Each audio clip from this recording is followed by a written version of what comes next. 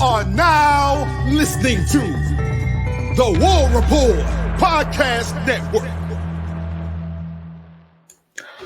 What's up, everybody? Welcome back to the College Loop Podcast, episode 164 of the College Loop Podcast. I'm Dylan Larck. I am on Twitter/X, and I am here shortly after Auburn's emphatic win over Alabama in Neville Arena, the 99-81 win over the Alabama Crimson Tide. And I'll talk about that game in just a second. I want to go ahead and reach out and tell y'all, make sure you like, comment, subscribe.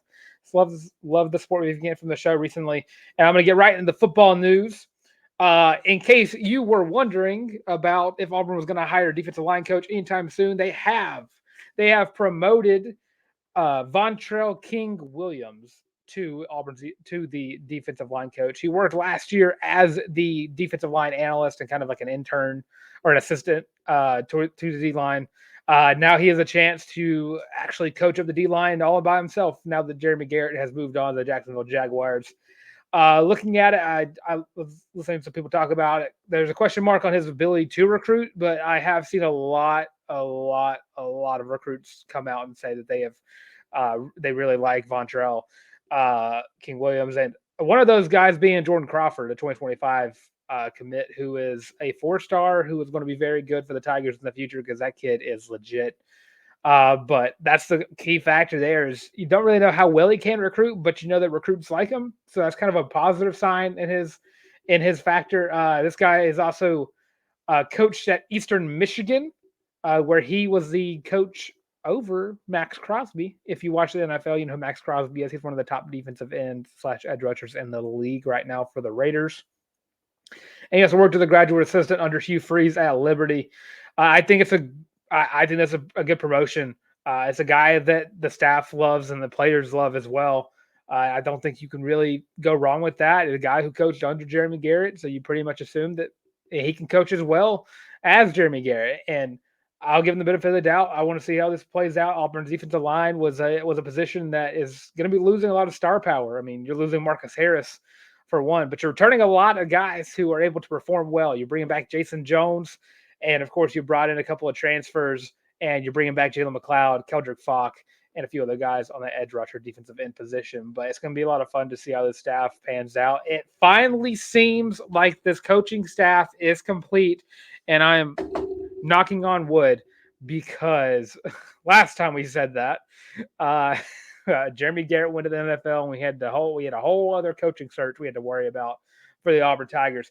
But yeah, I think this is a good promotion from inside, and that's pretty much all I have really on that. I have to do more research on what he can on more of his resume. But coaching at Max Crosby is a pretty good resume builder, if you ask me. But if recruits like him, I'll stand by it.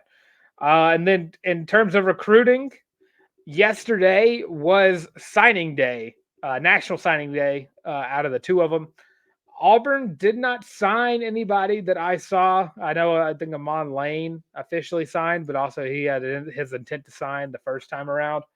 But a very quiet signing day for the Auburn Tigers. And Alabama signed Ryan Williams. That became official. It was something we expected to happen regardless. But I just want to spend this time to do a little recap of the 2024 recruiting class that is coming in, because we've been talking about this class ever since the end of the last recruiting cycle, because this class is one of the best recruiting classes in Auburn history. And might I just add, it's the second best wide receiver class of all time. Let me say that again. This is the second best recruiting class for the wide receiver position of all time. You have Cam Coleman, 5-star. You have Perry Thompson, 5-star. And I'm saying that because they incorrectly got rid of his 4-star or his 5th star. You have Bryce Kane and Malcolm Simmons coming in. Of course, you have walk-on Dylan Gentry, the Freeze 5, if you will, that make up the second best recruiting class for the wide receiver position of all time. And that's just Auburn. That's not Auburn history. That's not state of Alabama history. That is college football history. Second best wide receiver class of all time, because these kids are coming in. And honestly, there's an argument for all of them to be available to start. I don't want to say start. Get like reasonable playing time as true freshmen. Malcolm Simmons, I think, could step out and become Auburn's kick returner or punt returner right away. And that's if Keontae Scott wants to give up punt return privileges for a little bit. But Malcolm Simmons is a dog. And again, this is a kid that I've watched a lot of tape on Malcolm Simmons, and he is just really good. I don't know how the scouts look past him getting a 5th star because he is just that good coming out of Benjamin Russell. And that's a team I got to hear a lot about being where I'm from in Elmer County. So a lot of fun from this wide receiver room. And this can't go off without starting about the fact that the quarterback of the future is on his way and actually is in Auburn as we speak. Walker White, an early enrollee, is gonna this every single thing I've heard about Walker White seems like he is ready for the college game.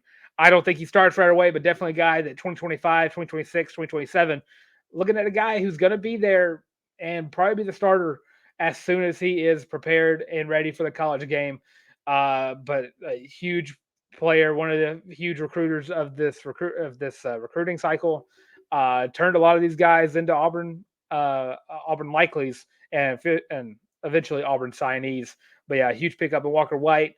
DeMarcus Riddick. I got to talk about DeMarcus Riddick because it's probably one of my favorite pickups of this recruiting class. A athletic freak of a linebacker who I have already stated that I think is going to get, maybe not, he's not going to get starting time because of Eugene Asante and Austin Keys, but he's going to be right there behind one of those two guys just because that's how good DeMarcus Riddick is athletically.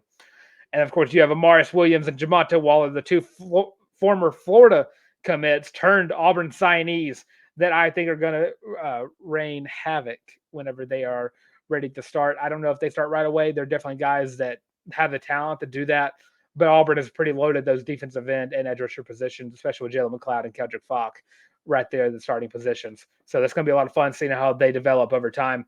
Joseph Phillips, linebacker out of Booker T, Washington, a guy who was a Georgia lean for the longest time and then all of a sudden came up and committed and signed with Auburn. Another guy that I'm very happy to see is going to be a pass rusher. And that's how I see him. Probably going to be switching to the edge position maybe, or outside linebacker. A guy that I'm very excited to see play as well. Caleb Harris, Malik Blockton, a couple, and Jaylin. I'll go position by position. Got 2 safeties and Kinsley Foston, who was his birthday yesterday, and Caleb Harris. 2 safeties coming in. Caleb Harris out of Thompson and Kinsley Foston out of Naples, Florida. 2 guys who are very athletic safeties. And that's a position Auburn needs to build some depth on. You've got 2 guys coming in, and Jaron Thompson out of Texas as a transfer, and you have, of course, Laquan Robinson, who of course, if you've heard the show before, you know how I feel about Laquan Robinson. He is a top safety for this team already. I think he's going to fit in real well as a starter. Caleb Harris, Kinsley Foster, and guys I see coming in later on in their career, maybe year 3, maybe of them at Auburn. They're definitely going to be part of that rotation. Malik Blockton. I've heard the school I teach at. I asked some questions about Malik Blockton. They played Pike Road this year, and they had a whole strategy for him. You see where he is on the defensive line, and you go the other way. Definitely, I've only heard raving reviews from Malik Blockton, a guy that I think is probably the most underrated player in this recruiting cycle, in the recruiting class. He's just a kid that's he's 6'4", 275. He's strong. He's fast. He can get off of a block, not nobody's business. He's going to be a lot of fun to watch in the years to come. TJ Lindsey, another edge rusher out of IMG, definitely another underrated player coming out of IMG. IMG is basically a college at the high school level. A lot of talent there from him as well. D'Angelo Barber, another guy I think is kind of underrated in terms of the fact that he was a key contributor to that Clay Chalkfield State Championship this past year. He made the game-winning tackle right outside the end zone to win Clay Chalkfield that game. Another just athletic freak linebacker. He's strong. He's fast. He can make any tackle on the field. Definitely a guy that I think definitely shouldn't be a 3-star. Then got the offensive lineman, Favor Edwin and DeAndre Carter. DeAndre Carter, a guy I think could have started right away, but I think this offensive line kind of built up a lot of veteran leadership. And I think DeAndre Carter is going to be part of the rotation in year 1, but I don't think he's going to be a starter. Favor Edwin, the size he is the exact size you want out of an offensive line. He is 6'6", 300 pounds. Definitely going to be a developmental piece of this offensive line. Maybe year 2, 3, you're going to see a lot of him on this offensive line. Same thing with Seth Wilfred, Guy coming in out of Snow College, the JUCO, the same JUCO that Keontae Scott came from. I see a lot of potential in Seth Wilford, and he was a JUCO Player of the Year or an All-American JUCO. I think that's what it was called. One of the top linemen in the JUCO ranks, and definitely a guy that. Again, I'm speaking very highly of all these guys, but I just seen so much tape on all of these kids, and I'm just so excited to watch these kids play. And then the last thing I'm going to talk about is the cornerbacks. You have Jalen Crawford and Amon Lane Gaines.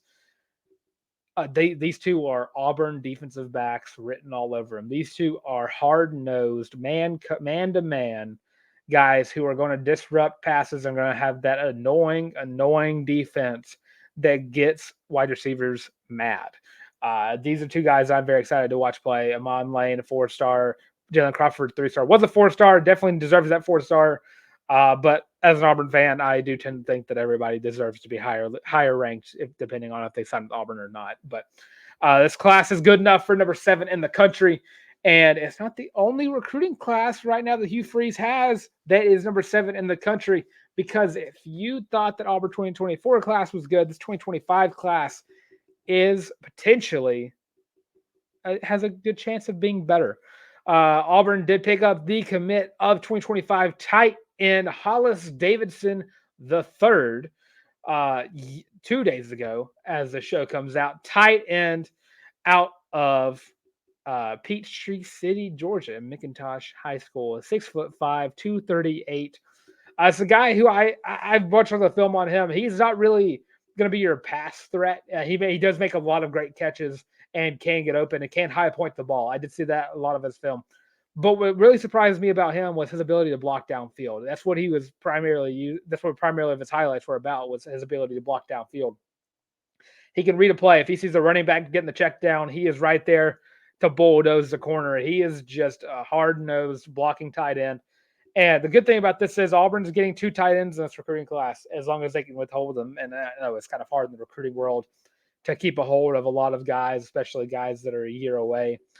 But this recruiting class also is pretty darn good. And Ryan Gee, another tight end that I think is going to be another pass catching threat, kind of getting a dual threat at the tight end position with those two.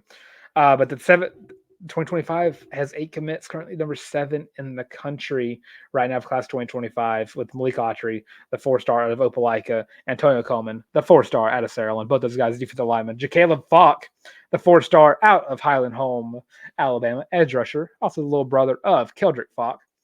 And of course, Jordan Crawford, the 4-star defensive lineman out of Birmingham. Kalen Edwards, a 3-star defensive lineman out of Dyersburg, Tennessee. Then you have Ryan Gee and Hollis Davidson, both. I'm just gonna go with the higher ranked websites here. 4-star tight ends, and then rank it lastly from Athens, Alabama. Spencer Dowland, offensive tackle, another 3-star. This class is going to be, and if this doesn't age well, I'm sorry, but I'm knocking on wood. This 2025 class is going to be better than the 2024 class, ranking wise. I don't know about player wise. Ranking wise, I think this team is going to be. This has the potential to be a top 5, top 3 class, as long as you can hold on to every single one of these players that you already have committed, and of course, add some more to it. But yeah, that's my recruiting outlook, and that's my football talk for this first 14 minutes of the show. And before we get to basketball, because I am very excited to talk about this basketball game that transpired last night, I just want to go and let y'all know y'all should like, comment, and subscribe. Leave your thoughts on this Auburn 2024 recruiting class. Who's the biggest pickup Auburn got, and who has the chance to be an immediate starter right away? What are your thoughts on Vontrell King-Williams being promoted to defensive line coach? And of course, don't forget to like, comment, and subscribe yet again. We are getting so close to 800 subscribers. I think we're at 749 as I am talking right now. So getting close to 750, very close to 750, but getting even closer to 800. And we cannot speak more about how much we appreciate the love and support that we get from all of y'all. If you want another way to support the show, it does cost a little bit of money. The other 3 don't cost any money. This one does. It's only $25 though. You can go to thewarreport.com, go to the shop, and of course you can get your own the War Report sponsored College Loop Feeling Loopy t-shirt that comes in 5 different colorways. Comes in navy, heather navy, black, heather black, and midnight heather gray.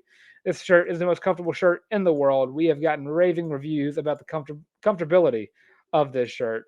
10 out of 10 doctors would recommend, but sadly 9 out of 10 dentists recommend because just that one guy just never wants to agree with anybody.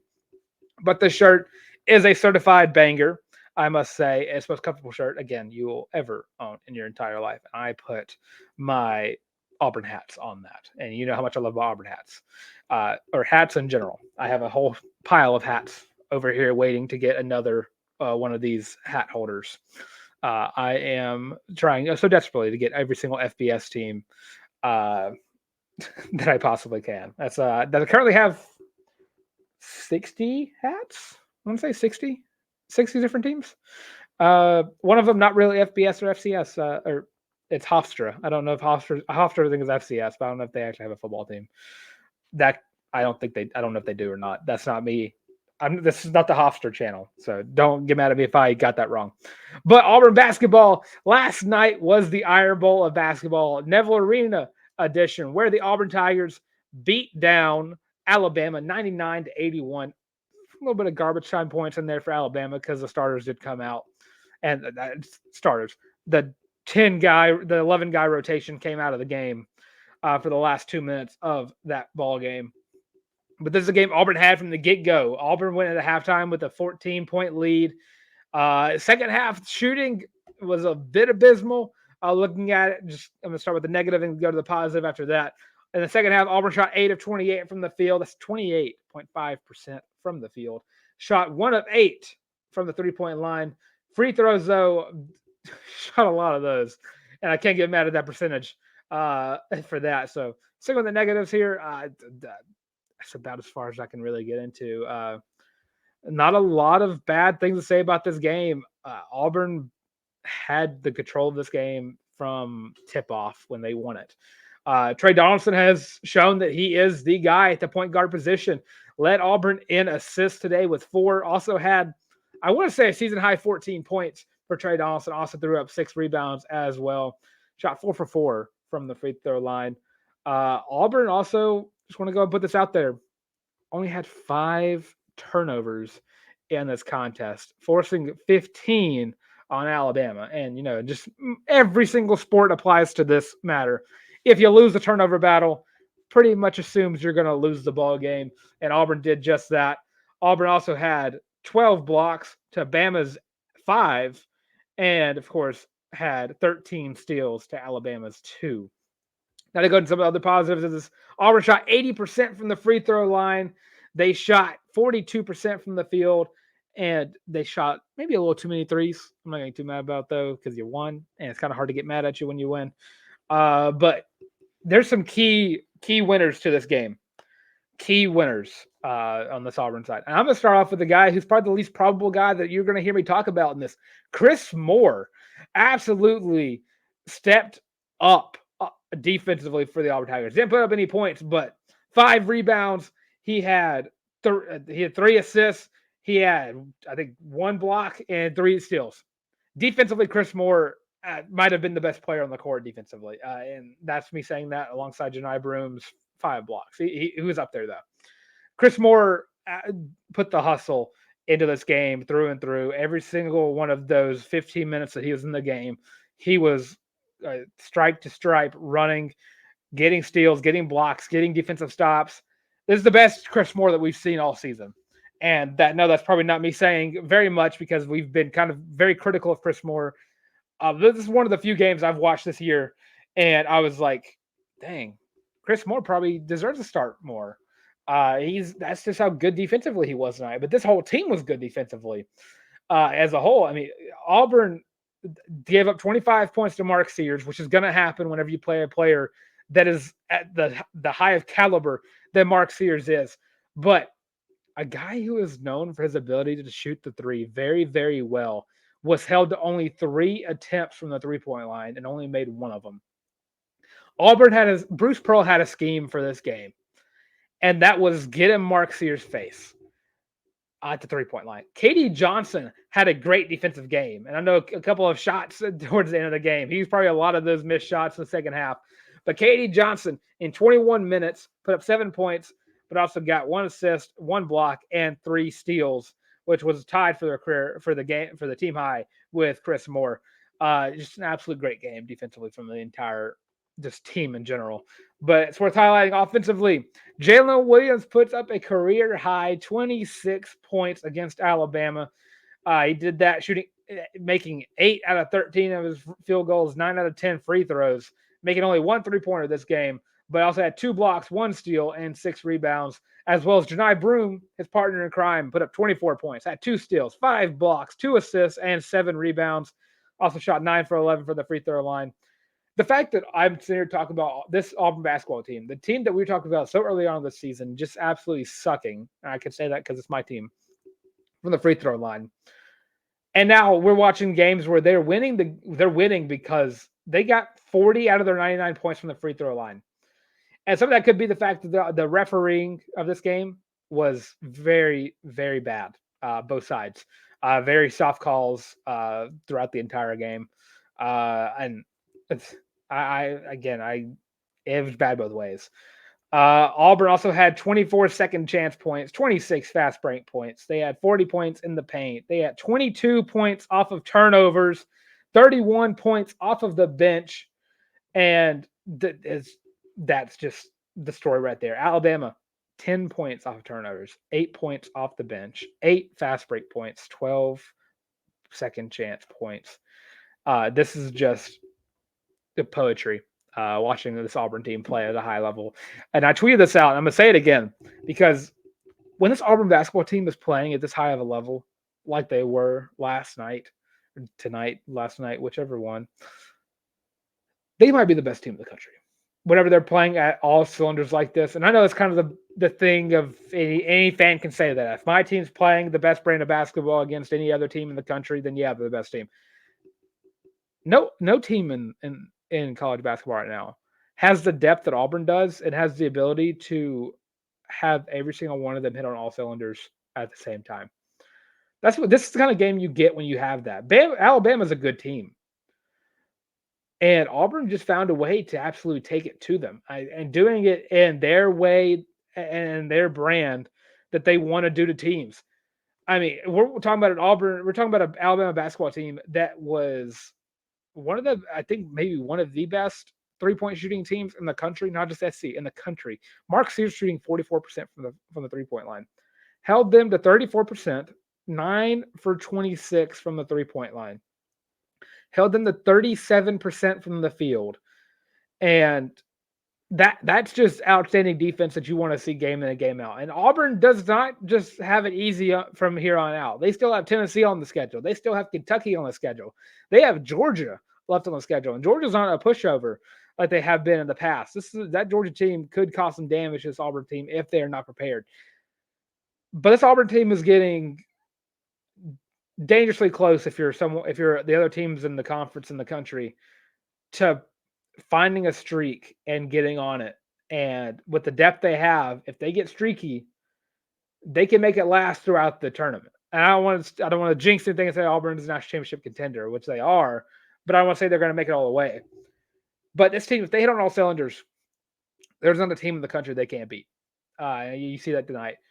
And with Trey Donaldson leading the charge at the point guard position, Aiden Holloway coming in, still seeing points where he's struggling, but definitely seeing better shots taken out of Aiden Holloway. You're seeing growth, a lot of growth from this team. That's what you want to see.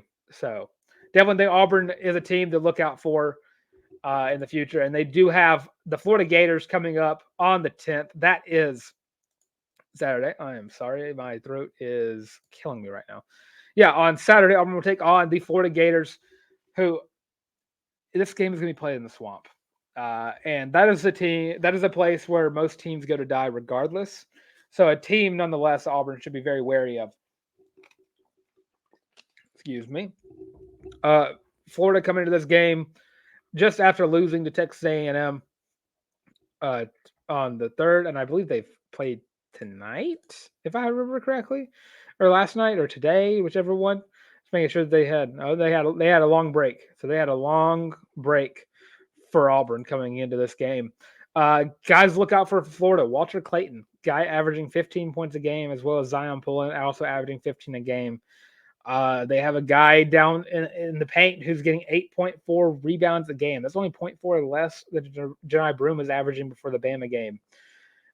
This is a team that isn't the best in the world. Currently, they're 6th in the SEC, but with only 4 losses in the conference, this is still a team Auburn needs to be very wary of. This is not a you cannot let the Bama win distract you from the fact that the SEC has got a gauntlet, and Auburn has a gauntlet throughout the rest of the season. Their 2 leading scorers are both averaging around 40% from the 3-point line. They are averaging 80% from the free throw line. They are Zion Pullen is 5.1 assists per game, a good facilitator of the basketball. This is not a team that's going to go as deep as Auburn does. That's always going to be the perks of watching Auburn play, is the fact they have the depth to make it all 40 minutes of the game. But we've seen several better Auburn teams go into the swamp and lose. I don't think that's going to happen on the 10th. I don't think Auburn's going to win. I do think it's going to be like probably, I'm going to say 82-74, just because it's going to be a tough game nonetheless, because Auburn just finds ways to struggle in the swamp. Even if they win, it doesn't feel like it. I've seen that more often than not. So I'll give Auburn the win there. I'm going to say 82-74 for the Auburn Tigers in the swamp. And then in terms of other Auburn news or Auburn sports going on around this weekend, going to go ahead and start. I'm going to go, let's go chronologically. So to start off with Auburn Gymnastics, just because they're right there, and just want to let everybody know, Auburn Gymnastics plays Alabama on Friday. Alabama, a top 10 team, I believe number 7 in the country. Auburn has already met them once with that first quad meet of the season in Las Vegas, where Auburn, I believe, had their worst performance of the year against UCLA, or against Cal in Alabama. Did find a way to beat UCLA in that game, in that meet. But this is going to be it's going to be another big test for Auburn. You finally put up your meet high in the last week's quad meet against Temple, Fisk, and Talladega, but now it's time to put up and shut up. Put up or shut up, sorry. Because Auburn basketball just beat Alabama. Auburn women's basketball beat Alabama. It's time for gymnastics to start beating Alabama. And Auburn has the firepower to do it. It's all about just making sure you're putting your best routines forward and doing it through all 4 sets. Vault, beam, floor, bars. Everything needs to be on the money, because this Alabama gymnastics team is really, really good. I don't know if I'm confident enough to say right now that Auburn's going to win this meet. I do think it's going to be close. That Neville Arena magic is always going to be a big one in Neville Arena. And I'm going to go ahead and tell everybody, I'm going to be there. I'm going to be at this gym meet on Friday at 8 o'clock p.m. I'm going to be there in the standing room enjoying Auburn Gymnastics with my girlfriend, because we both love Auburn Gymnastics. And we'll also probably be around on Saturday or Sunday for Auburn Softball as well. And I'll get to that in just a little second. But yeah, if you see me at the gym meet or the softball game, don't be shy to say, hey, I am always free to meet y'all in public and chat about some Auburn athletics with y'all. But yeah, Auburn takes on Alabama on February 9th, this Friday at 8 o'clock p.m. Make sure you wear orange if you're going to the meet. And that is going to be rodeo night. So a lot of fun there. Auburn softball is playing this week. Auburn softball is back. And they start the Tiger Invitational on Friday at 1 o'clock p.m. against number 29 Virginia Tech Hokies. Auburn is currently number 19 in the country. And the Tiger Invitational, they will play Virginia Tech at 1 o'clock p.m. at Jane B. Moore Field. They're going to be playing Belmont at 4 o'clock p.m., same place. On Saturday at 1 o'clock p.m., they're going to be playing Virginia Tech again. Then Illinois at 4 o'clock on Saturday. And then Sunday, wrapping up the Tiger Invitational with Belmont again at 2 o'clock p.m. Central Standard Time. All those at J&B Moorfield for the Tiger Invitational. If you can't, sorry, my voice. If you cannot tell, I am very excited about the fact that Auburn softball is back. Auburn softball, I'm going to say it, my 3rd favorite sport for Auburn, but I do love them all. Auburn softball, I do expect this team to be very good. I think top 5 in the SEC at the minimum. they picked up the pieces that they needed to pick up in the transfer portal. They have some young guns coming in that are they're going to be very good in their career. And I just feel like this team has gotten better. Emma Rolfe is offering a good depth piece behind Shelby Lowe and Maddie Pinta. And Annabelle Weidger is doing the same thing. This team has a chance to be, I don't want to say better than last year's as like a roster, but definitely has a chance to do more. And I can say that about any team going on, but I'm very confident in this team. You can tell by the way that I'm starting over all my words, but Maddie Pinta, I think she's on a redemption tour. Not just because she had a bad year last year and trying to get a good one. No, she had a great year last year, but she didn't win Pitcher of the Year. I think this is the year that Maddie Pinta wins Pitcher of the Year because this is like when Daniel Carlson was up for the Lou Groza Award for 2 years and didn't win it, even though he was clearly the best kicker in the country. This is like that. This is the year that Maddie Pinto wins Pitcher of the Year, and she's going to make every single player, fan, coach, whoever regret the fact that they cheated her out of it. And I mean that through and through. So I do think Auburn's going to. I don't think Auburn wins all of these. It's kind of hard to win 5 games, and it's kind of hard to go undefeated in a 5-game slate in the same weekend. I definitely think they're gonna beat Belmont.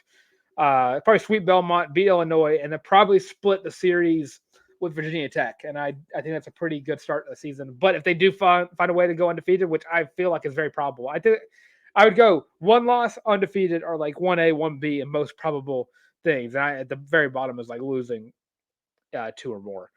But yeah, a lot of fun. If you see me at the gym meet or the softball game again, don't be shy to say hello. And then, of course, we have Auburn women's basketball going on Sunday. Go ahead and preview this because we'll be reviewing it on the Sunday live stream. Auburn's taking on the Missouri Tigers at 1:00 p.m. on Sunday. Missouri currently having Missouri women's basketball probably having about the same kind of season that men's basketball is having, except they actually have won some games in the SEC. Missouri, the 12th team in the SEC right now. Auburn hanging around the 10-9 range right now after a loss to a very, very depressing loss to the Arkansas Razorbacks last year. I think this is a redemption game for the Auburn Tigers. Currently, right now, Missouri has Haley Frank averaging 17.5 points per game and 6.7 rebounds per game. And also a girl that is putting up 39% from the 3-point line. They have a couple of girls in that starting rotation that is putting up 39 plus. They have one that's putting up in Grace Slaughter, averaging 42.3% from the 3-point line. I am very confident, though, that Auburn women's basketball is going to, and Coach Jay are going to absolutely pwn and that is a gamer term, are going to absolutely beat the Missouri Tigers because I believe in this defense. This is an Auburn basketball team that is very good defensively. Both Auburn basketball teams are very good defensively, and Coach Jay has mastered defense with Aunt Scott Grayson and Savannah Scott and Cindy Shaw. I'm blanking on so many names because I don't have the roster in front of me. Sunbane, Mingo Young, just some of these players on this team are just so good defensively. And you have players and like Taylon Collins who are getting boards, and this team is just so good defensively. I cannot stress that enough. This team is so good defensively. And you have players, you have analysts talking about Auburn basketball and being one of the top defensive teams in the SEC, an SEC that has the likes of South Carolina and Tennessee and LSU in them. I definitely think Auburn wins this game. I think it's gonna be like 66 to 58. I go with that because this team is special. This team is going to the tournament in March. Auburn is going to have 2 teams in that tournament. And this is not going to be the NITs. It's not going to be anything like that. It's going to be both of those teams are going to be the March Madness, and they're going to be a lot of fun to watch. A lot of Auburn. Coach Jay is going to have this team very dangerous in March, and it's because that defense is very annoying. It's going to makes some star players very annoyed. Because we've already seen how special this team can be. We've seen them take down LSU. We've seen them put up a fight against South Carolina. We've seen them take down Alabama as well. So there's a lot of special things going on this weekend in Auburn athletics. But that is all I have for today's show. Make sure to like, comment, subscribe because we appreciate all the engagement that we do get. I'm Dylan Larck, @Boytank on Twitter/X, just Twitter. It's force of habit, just Twitter. @Boytank, @YABOY the Tank. Also have an Instagram as well @Dylan Larck, DYLANLARCK. And of course, you have me right here on the College Loop, where again, you should like, comment, and subscribe. I'm going to say that as many times as possible. Leave your thoughts on Auburn hoops. What would you grade the Auburn Alabama game that transpired last night? And it's kind of hard not to put an A+. But what is your prediction for Auburn, Florida? What are your thoughts on this Auburn recruiting class? And what are your predictions for Auburn women's hoops, Auburn Gymnastics, and Auburn Softball going on this weekend? Be there or be square, kind of thing. So, if you see me there, say hey. But, of course, if you're tired of seeing our faces, completely understand it. You have the audio versions of the show as well on Spotify, Apple Podcasts, Google Podcasts, and, of course, Amazon Music. But, of course, with all of that being said, War Eagle, make sure to blast Reverse Rammer Jammer as loud as possible. And don't forget the Feelin' Loopy t-shirts, where I forgot to mention this before. If you get your shirt and you go on social media, put on Facebook, Instagram, Twitter, any of those, and you use hashtag Feelin' Loopy without the G, Feelin' Loopy, we will see it. Tag us in it as well. And we will shout you out on the show for supporting us. So, again, now that I got that out of the way, with all that being said, this has been the College Loop Podcast.